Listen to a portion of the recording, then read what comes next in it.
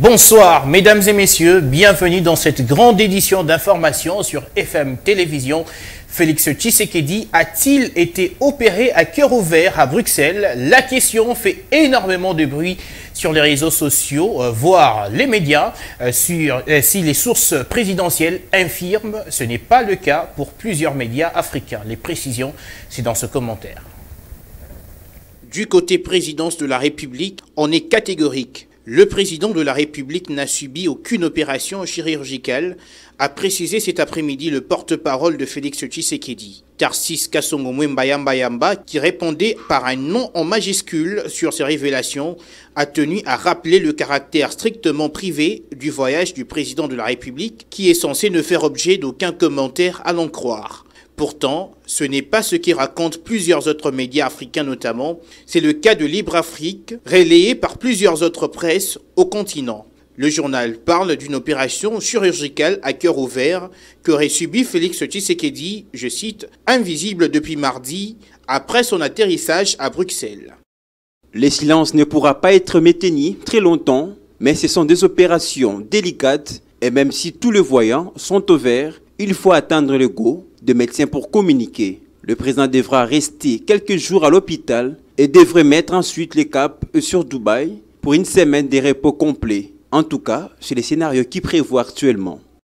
Selon le même média, le problème de cœur de Félix Tshisekedi a été diagnostiqué depuis la pré-campagne électorale en 2018. Tshisekedi aurait reporté l'intervention chirurgicale lui proposée par les médecins qui lui avaient cependant pas garanti la réussite de cette opération. Et puis la SENCO et l'ECC ne jurent que sur la tenue des élections dans le délai constitutionnel, soit en fin 2023. C'est ce que les deux confessions religieuses ont dit à Christophe Mbosso, président de l'Assemblée nationale, le mercredi dernier. Selon Monseigneur Donancien Chollet, secrétaire général de la SENCO, ils sont disposés à contribuer pour le processus électoral. On écoute au micro de Rudy Nonzei. Le révérend Maurice et moi-même, nous sommes venus voir le président de l'Assemblée nationale dans le cadre de la mission que ces deux églises se sont données pour accompagner les institutions et pour le cas d'espèce l'Assemblée nationale dans le cadre du processus électoral. Nous sommes habités par un seul souci, avoir les élections crédible, inclusive, apaisée dans les délais constitutionnels en 2023. Et par rapport à cela, tout ce qui sera notre pouvoir moral, pastoral, pour pouvoir contribuer à cela, on le fera toujours. Et nos deux commissions ont travaillé à la feuille de route présentée par la CENI, qui a mentionné quelques contraintes qui engagent aussi le Parlement, contraintes relatives au cadre juridique, contraintes relatives au financement des élections, contraintes relatives à la volonté politique, et le Parlement se retrouve partout. Et donc nous sommes venus échanger avec le président. Dieu merci, le président de l'Assemblée est conscient de la réalité. Il est conscient que la stabilité du pays dans les années à venir dépendra pour beaucoup dans ce qui reste à faire dans le cadre, surtout légal, du processus électoral. Il a mis en place, nous a-t-il dit, le groupe de travail pour y réfléchir, tout en rappelant à ce groupe-là que l'enjeu majeur de l'analyse, du traitement de projets de loi relatifs aux élections, c'est d'avoir les élections inclusives et apaisées dans le délai constitutionnel. Et on devrait mettre de côté tout ce qui peut servir de prétexte pour aller au-delà du délai constitutionnel. Donc nous sommes là pour manifester notre volonté d'accompagner le pays. La décision prise par l'Ukraine de rappeler ses 250 soldats présents en RDC n'a pas du tout perturbé les esprits des Congolais vivant dans les provinces sous état de siège. À Goma, au Nord Kivu, par exemple, la population encourage le départ de ces casques bleus censés apporter un appui militaire dans leur pays d'origine. On en parle avec Ruth Inonzi. Pour faire face à l'invasion russe, les autorités ukrainiennes ont décidé de renforcer leurs opérations militaires. C'est ainsi qu'ils ont notifié le Conseil de sécurité des Nations Unies pour le retrait de 250 soldats ukrainiens présents en République démocratique du Congo dans le cadre des opérations de maintien de la paix de la MONUSCO. Le contingent ukrainien affecté en République démocratique du Congo s'apprête donc à faire ses valises. À Goma, le départ de ces soldats de la paix ne passe pas sans silence. S'ils partent pour renforcer les opérations militaires chez eux parce que la situation s'est dégradée, ce n'est pas du tout un problème. Ils peuvent partir pour trouver une solution chez eux. Ce n'est pas important qu'ils continuent à rester en RDC alors que ça brûle chez eux. Nous allons continuer à prier pour eux pour que cette guerre finisse. Parce que tout ce qui a un début a aussi une fin. Nous ne voulons pas que cette guerre persiste, même si chez nous en RDC la guerre continue, mais nous ne voulons pas cela. Avec l'aide de Dieu, cette guerre prendra fin. Pour beaucoup, cette annonce est un non-événement car les forces de la MONUSCO sont accusées d'inertie face aux groupes armés actifs dans la région. D'ailleurs, depuis plus de 2 ans, des voix s'élèvent pour réclamer le départ des troupes onusiennes sur les sols congolais. Justement, au sujet de ce retrait de 250 casques bleus ukrainiens, le Conseil de sécurité des Nations Unies a entamé des discussions avec les autorités ukrainiennes sur la faisabilité de cette opération afin de minimiser son impact sur les capacités opérationnelles des forces ukrainiennes dans l'est de la RDC. Affirmation faite par le porte-parole de la MONUSCO en RDC, Mathias Gilman, joint au téléphone par Ruth Dinonzi. Mais l'Ukraine nous a notifié de sa décision de retirer son personnel et ses équipements de la MONUSCO, ce qui représente un contingent de 250 soldats.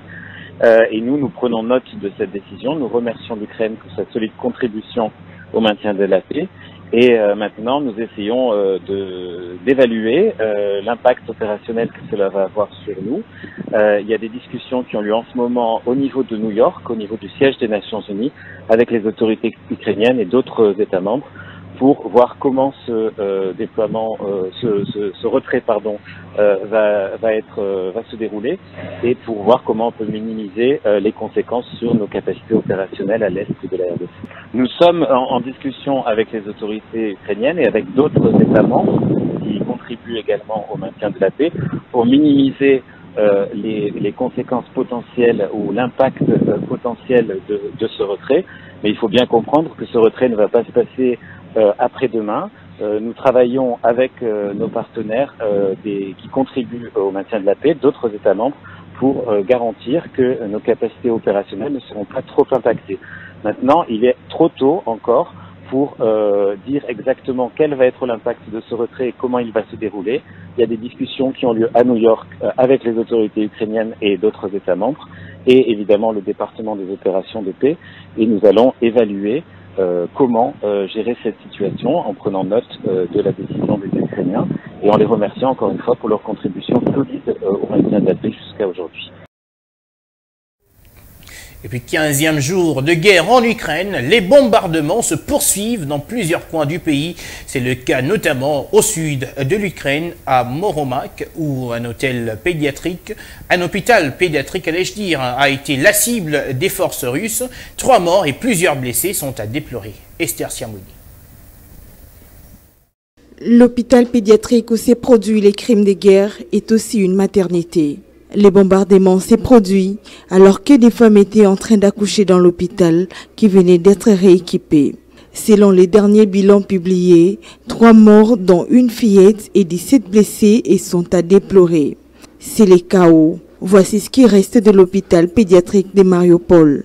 On peut voir l'intérieur, des bâtiments soufflés, des débris, des feuilles de papier et des morceaux de verre jonchant les sols.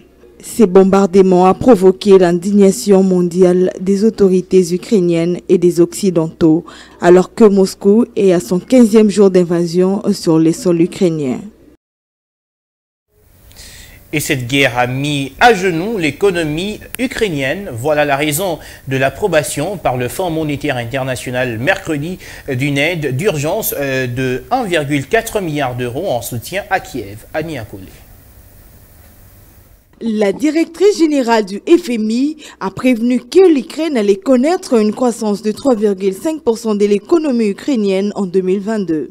Le gouvernement doit dépenser des sommes colossales rapidement sans avoir accès aux recettes fiscales ou aux recettes intérieures, souligne Adnan Mazarei, expert au Peterson Institute for International Economics. L'aide d'urgence 1,4 million d'euros validée par le conseil d'administration du FMI doit aider le gouvernement ukrainien à répondre à ses besoins économiques urgents dus à la guerre et à fournir un soutien essentiel à court terme. De son côté, le Congrès américain vient de débloquer pas moins de 14 milliards de dollars pour aider le pays à soutenir la population, s'armer et protéger ses infrastructures. Rappelons par ailleurs que c'est depuis le 24 février dernier que le président russe Vladimir Poutine a déclenché une guerre dans le sol de l'Ukraine. Et cette situation fait confronter le pays à une grave crise humanitaire et économique. Retour en RDC pour parler civisme à présent. Que dire du respect par les parents de leurs droits et devoirs envers leurs enfants? Cette question vaut son pesant d'or dans un pays où plusieurs enfants ne prennent plus les chemins de l'école ou ne prennent pas quasiment ces chemins, mais aussi un nombre important de malnutris. On fait le point dans ce dossier préparé par Florent Okita et Richard Kabeya au collège Saint-Raphaël à Limete. Les droits et devoirs des enfants sont consacrés par la Constitution de la République. Selon cette loi mère, dans son article 41, les parents ont le devoir de prendre soin de leurs enfants et d'assurer leur protection contre toute acte de violence, tant à l'intérieur qu'à l'extérieur du foyer. Malheureusement, avec l'actuelle conjoncture économique, notamment, certains parents n'arrivent pas à assumer les responsabilités. C'est le cas de ce père de foyer qui affirme que les responsabilités sont partagées. La responsabilité est partagée. Il y a d'un côté le gouvernant, de l'autre côté nous aussi parents. Mais moi en tant que parent, je vous certifie que je ne peux que soutenir ce qui est dicté par la loi. Et je m'oppose farouchement à toute personne qui s'hasarderait de violer les droits de l'enfant. Les respects, l'obéissance et l'amour envers le parent suffisent pour être heureux et vivre longtemps sur la terre, malgré la situation économique en baisse. C'est ce que pensent les élèves du collège Cardinal Mosengo. Parce que déjà, la politesse, c'est quelque chose de très important, vu que les parents sont genre nos dieux sur cette terre. Donc, on leur doit beaucoup de politesse. Et il y a aussi le respect. Les enfants doivent respecter leurs parents. On doit aux parents un respect absolu. Parce que même si certains parents sont cool et tout, ils aiment bien blaguer avec leurs enfants, mais même dans les jeux, on doit toujours respecter les parents. Oui, j'en connais quelques-uns. Il y a d'abord l'obéissance. Je parle de l'obéissance parce que d'abord l'obéissance est un fait biblique. Dans le livre d'Éphésiens, la Bible dit « Enfants, obéissez à vos parents ». Donc l'obéissance, c'est vraiment une vertu qu'un enfant doit développer. Et puis, le respect. La méconnaissance des tests et par les parents, leurs devoirs et droits envers les enfants constituent aussi un autre problème majeur. À en croire Cicéron Kikem, professeur d'éducation civique et morale au collège Cardinal Mosengo, qui préconise les conférences pour pouvoir vulgariser ces tests. La solution serait sur l'éducation des parents. Nous devons réfléchir sur l'éducation des parents, l'éducation parentale. Éduquer les parents pour que ces parents-là puissent, n'est-ce pas, bien éduquer leurs enfants. Vous voyez, les parents que vous décrivez là sont des parents irresponsables. Mais je crois que si l'on organisait des séances de sensibilisation, si on invitait des parents à des grandes assemblées, si on les conscientisait, tant bien que mal, ils vont, n'est-ce pas, changer. Selon l'UNICEF, plus de 3,3 millions d'enfants sont privés des soins de santé adéquats. Le même nombre d'enfants souffrent de la malnutrition pour plus le moins de 5 ans. En rapport avec l'éducation, la même source estime encore qu'un nombre d'enfants âgés de 5 à 17 ans sont toujours hors de l'école, soit environ 7,6 millions. Et puis, page noire, sachez que la RDC a rendu ce jeudi les derniers hommages au célèbre journaliste Faustin Fouassa Tombissa en présence de plusieurs autorités et de la presse congolaise. La cérémonie des obsèques a été organisée à la RTNC avant l'inhumation au cimetière Chemin du Paradis. Lionel Ngolo. Affolement, émotion et tristesse, difficile de prendre un concept et laisser un autre pour décrire les derniers hommages rendus au célèbre journaliste et commentateur des émissions sportives. Je citais Faustin Fouassa Tombissa, en présence de différentes personnalités et autorités venues de partout pour témoigner la vie de ces grands hommes de culture et qui s'est éteint. Un des moments qui a marqué cette cérémonie des obsèques, c'est le dépôt de gerbes de fleurs de celui qui est considéré comme le vrai complice de Faustin Fouassa. Plein de larmes, Kaboulou Mona Kaboulou transmet l'émotion. Il n'arrive pas à se retenir parce que c'est son ami de tout le temps, lors des directs, des retransmissions en direct des matchs. Dans un vide, lui-même l'a dit, il a été amputé. Il a été amputé de quelqu'un de très cher. Un seul mot pour la famille Fouassa, c'est de dire merci. Nous remercions tout le monde d'avoir nous accompagné en ce moment difficile de douleur pour la perte de notre frère, fils, oncle. Vraiment, nous en sommes très reconnaissants. Ça n'est suivi de la levée du corps pour le cimetière Chemin de Paradis, où le célèbre Fouassa reposera pour l'éternité. Pour rappel, Faustin Fouassa Tombissa a quitté la terre des hommes depuis le vendredi 11 février dernier. Autre chose, le renforcement de liens a été au centre des échanges ce jeudi entre le président Maloua Billy et ses joueurs du FC Renaissance du Congo. À la fin de cette rencontre, les joueurs ont tour à tour exprimé leur satisfaction et ont ovationné la vision de Maître Maloua en tête du club orange de la capitale. Reportage Lionel Ngolo. À un bon père de famille, Maître Billy Maloua Cléophas, président sportif du FC Renaissance, a reçu ce jeudi dans son cabinet de travail le joueur du club orange de la capitale. Au sorti de leur discussion, les joueurs n'ont pas caché leur satisfaction. Ouais, c'est mon Zara qui est au côté d'un président. Il qui a sur la bisophie vision pour une équipe quoi. Nawa et Bissibiso, tous a vraiment convaincu dans Malobane na ninga onyo sur Une rencontre au cours de laquelle les joueurs ont échangé longuement avec leur président sur sa vision pour faire enfin avancer l'équipe. Nos soucis, je crois qu'il le sait déjà, parce qu'il ne suffit pas de lui le rappeler ou de lui dire, mais seulement être rassasié aussi de le voir, je ne crois pas, parce que c'est une première et pas la dernière. Mais certainement, il y aura ces échanges nous permettent de mieux se connaître, de mieux partager, surtout que c'est quelqu'un qui est venu récemment à l'équipe et ça permet de tisser des bonnes relations entre nous et aussi une fraternité. Donc c'est vraiment bien, ça fait naître une confiance entre lui et nous et c'est vraiment bien pour l'équipe aussi. Très ému d'échanger avec le président Billy Maloua, l'avant-centre Mamboté Assise profite de l'occasion pour adresser un message à tous les supporters du FC Renaissance du Congo. À tous les supporters du FC Renaissance, je sais qu'on ne les a pas encore mis là où ils devraient être pour cette saison, mais on est conscient de cela. Il y avait aussi pas mal de soucis dans l'équipe, raison pour laquelle toutes ces assises ont lieu. Donc on essaie de tout organiser pour que dès qu'on pourra reprendre le championnat, qu'on puisse vraiment redorer les couleurs du FC Renaissance. En attendant le retour du championnat national, le FC Renaissance du Congo poursuit avec les entraînements et quelques matchs amicaux afin de se préparer pour les échéances à venir. Et puis toujours en sport, avant de boucler ce journal, après avoir obtenu son passeport de service, l'international congolais Théo Bongonda a été reçu par le ministre de Sport et Loisirs Serge Condé. Au sortir de l'audience, le sociétaire de Tchèque promet de tout mettre en œuvre pour la qualification de la RDC à la Coupe du Monde. Suivez.